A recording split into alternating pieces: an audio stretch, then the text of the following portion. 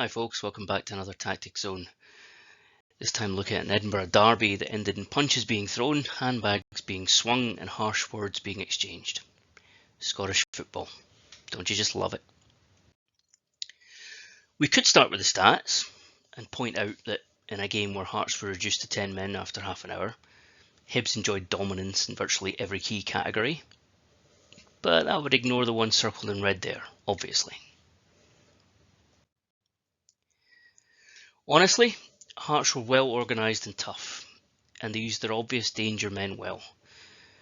Zander Clark going long from Hibs corner to send Josh Ginnelly free in this move, which ended with an important throw-in deep in Hibs territory early on. As that set piece was flung into the box, Eli Yuan was watching Yeturu Oda, and then he wasn't, his attention switching to the ball, which left Oda in plenty of space to take a touch and bag his first goal for Hearts. Now ahead after 8 minutes, Hearts demonstrated solid organisational skills as they looked to deny Hibs a way back into the game. They closed off key players, left the visitors with only bad options. As you can see here, they can't get the ball into Joe Newell, only play over the top or go round. This move actually ends up with a Hearts throw-in. In Kevin Nisbet though, Hibs have a striker who can pick most locks. And just look at this, he's isolated when he chases a long ball from Jake Doyle-Hayes. Stays onside, gets his body in the way. He's surrounded by maroon jerseys. But his close control keeps play alive. Then he finds Chris Cadden with a perfect ball, leaving Alex Cochrane to make a desperate lunge. It's a penalty, which is overturned, a yellow card, which is upgraded to a red, and then Nisbet scores the free kick. 1-1. That's still enough for Hearts. And after the red card, they kind of went into full defensive mode, as you would expect, dropping in a 4-4-1 and making life difficult for Hibs. Yuan should never be dropping that deep to get on the ball if you're a Hibs team trying to break the opposition down.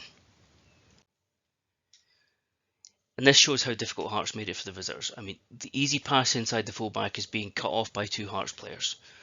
So Ewan Henderson has to try a World Cup pass in behind a packed Hearts line, and he can't pull it off. It actually says plenty about Hibs' lack of creativity that for most of the afternoon, Paul Hanlon was possibly their most promising playmaker. Here you see Lewis Miller's off the ball running to open up a little bit of space, and ends up with a shot from Hanlon. Good save from Zander Clark. But look at that space Hanlon's generated in the final third just by stepping out the back line and being brave on the ball. Although Hibs had some set-piece chances, even a many times deflected effort that hit the post, their opportunities from open play were limited. But Hanlon was more than willing to go on the overlap. And Harry McCurdy, who was pretty ineffectual after being introduced at half-time, should have done better to head wide from this delivery.